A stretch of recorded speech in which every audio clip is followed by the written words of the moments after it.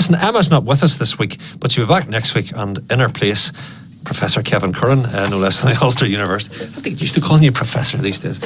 Yeah, are you getting used to it yourself? No? You like your professorship, don't you? Who wouldn't? Exactly. Right, Kevin, look, concerns, you're a dad, and the Snapchat is used the world over, particularly by younger people, but this Snap map has got an awful lot of people asking an awful lot of questions. Should they be concerned? Yes, there is concern here, because 300 million active monthly users use Snapchat, so it's beloved by teenagers because it allows you to send what we call ephemeral messages which disappear after they've been read. You can post photographs again that can be seen, just once, or they can be seen for 24 hours. So young people love this service. Now, with this new Snap Map feature, when you pinch the screen, a map appears and you can see the location of your friends, people who you're friends with on Snapchat. Now, so if I'm Snapchatting you, Billy there could have been sitting in Brook Park, and we go, oh, there's Billy, and it comes up where Billy's sitting. It is, if he has the feature enabled, because when it comes up, you're given 3 options. To enable the feature so all your friends can see your location whenever you're using the application, the app.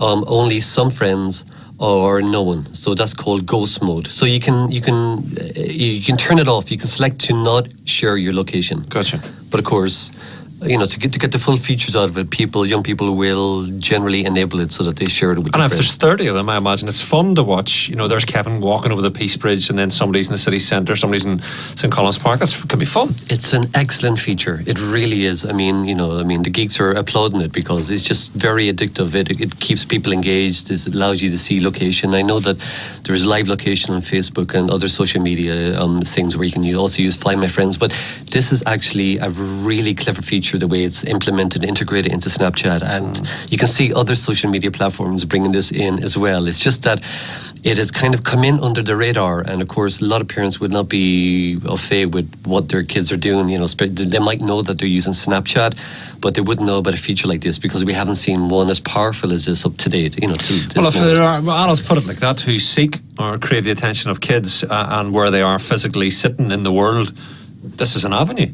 This is a go-by. Well, that's one of the main worries, of course. But again, you might be shielded in some ways by the fact is only the friends, the people you have pre-approved on Snapchat will be able to see your location. So therefore, And do you think kids, Kevin, when kids go buy and sell you, do you think kids don't know to switch it off in terms of the location, or not to check that the 30 in their group are all their dudes? It's possible. Kids vary. It's like, but Snapchat is one of those things where, again, it's one of the most complicated apps out there. In fact, that's why young people love using it, because they feel a sense of kudos the way that they can navigate the menus, of which, left swipe or right swipe, using filters and all the hidden things of which you can do, which are not documented really. Yeah, do your boys use it? Do the lads use My it? youngest son uses it. And do you talk to him about that, or does he just get on with it? He just gets on with it, and again, he loves it, of course, because he's now at the age where girls are starting to appear in the on Snapchat. Look. And Snapchat is perfect because he knows that dad can't see anything because the messages have gone. But hold on. Oh, okay, yeah, it's perfect. There's nothing I can do. Snapchat bypasses all my technology. Parental controls. Yes. But you're tethering.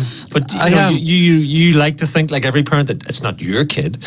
But it's an unseen. Yeah, I can't turn back technology. Unfortunately, there's things like this. I just got to hope that he's well behaved. Do you talk to him about it? No. No, I don't. No. I just got to presume. But I monitor what they do. In fact, that the chaos that we thought might have exploded a few years ago hasn't. The kids actually are a lot more mature on social networks than we would have thought. So I do see the posts from my other son on Twitter and Facebook, and generally I'm never embarrassed by any of them. Are you your son's Facebook friend? Yes. Does your son follow you on Twitter? He does, yeah. I see. Yeah. That's okay. It is, yeah. But yeah, I can see the worry. But there's, if they're not going to use Snapchat, they're going to move on to Messenger or something else again. Bottom line, Snap Maps. Mums and dads listen to this going, oh Lord.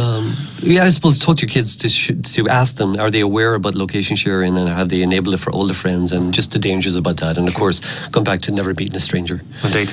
Right, what's this about robots, Kevin? It's a new scorpion milking robot. What does that make sense? A scorpion milking robot to take venom faster and more safely than ever before. Like an actual scorpion? Yeah, actually, the venom from scorpions actually is quite useful for acting as a painkiller. There's proteins in it which stop nerves firing. It's also used to, it can be used to illuminate cancer cells where you can inject it, and it can highlight it with a luminescence liquid molecules as well, and it can show where the cancer is in someone's body. It's also used to treat arthritis. There's a guy, again, I know this is only a population of one, but he gets himself stung every month by a scorpion to treat his arthritis, but again, like I said, that's not a clinical study. But so again, the venom from scorpions is useful for a lot of medical research, but of course, when they go to extract it, people get stung, they get shocked, they get electric shocks again. So using this robot, where it catches itself, it's called a VES4 robot, it attaches itself to the scorpion and it gently milks the venom from the scorpion. So again, it's designed to extract the venom without harming the animal, and also then to prevent any shocks for the researchers who are trying to extract the venom. Kevin, speculation that Donald Trump could be banned from Twitter. Is the President of the United States subject to the same rules as the rest of us on Twitter? Come on, he's never going to leave Twitter. Twitter couldn't do without Donald Trump, could it? Exactly. But if he keeps doing, Twitter, again, have to give value to their shareholders, are publicly listed. They want people like Donald Trump on there, of course, who are generating, lots of new users and followers, and of course. Well, if people don't know, there's a thing going on this week where he body slams, like in a wrestling scenario, a guy with a CNN head on him that's physically violent. It's clearly a mock-up. But does that get close to the line? What? It does, yeah, because he's a spat with CNN journalists, and so this video was, of course, him threatening to, really it shows him simulating dumping and smashing a journalist into the ground. But of course, if you look at the guidelines on Twitter again, that you shouldn't, that there's rules on Twitter governing hate speech and violence on this platform. And again, you must not make threats of violence or promote violence, including threatening or promoting terrorism. So again, when you have posts like this, I suppose the question has to be asked: is Donald Trump posting, violent tweets? Well, I've heard it and read it. Concerns in the ranks of journalism globally that culture of the fake media there taking their photographs, at all his rallies and stuff. He really made a point of, making the media the enemy. And who's to know that somebody wouldn't see that as license for? Well, that thump them then. It is. I mean, I think if he continues doing this, posts like this that are aggressive and can be deemed as violent, Twitter will really have to examine, its terms of use, because other people are getting banned, or mere mortals are getting banned for violent posts. Again, why should Donald Trump have a free license to post what he wants? Kevin, just a quick word about apps and messages from the dead. I've often thought about this, because we're the first generation essentially to have Facebook accounts, but will our accounts still be live, if you like, in 1,000 years? A friend of mine sadly passed away as a very young man, and his wife keeps his account alive as a beautiful memory to him, and his surf days and his beautiful kids. Most poignant. Don't know, what do you think? What way is this all going to go?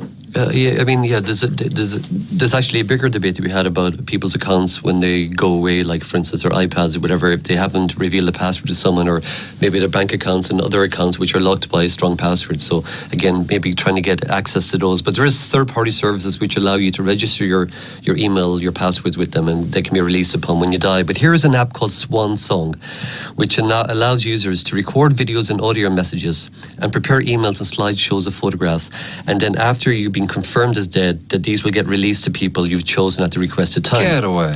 Yeah. But the author of this... So schedule posts yourself for after you die. Leave a will online. You can do that as well, actually. That's one of the services as well. And what I like about this is the creator of this got the idea for it when his mother was diagnosed with dementia. Oh. And he realized that actually she wasn't herself at the time she died. So he thought, what if we had recorded his mother when she was more coherent at an early time, and recorded these messages which could be sent after her death. So again, there probably is a market for apps like this. Incredible. Kevin, I just love your take on these things. I love your audience of one, but it's an audience of one that could maybe be the one person that reinvents the world for the rest of us. It's fascinating. Kevin, thank you indeed. Professor Kevin Curran, Professor of Cybersecurity at the Ulster University at McGee College in this part of the world.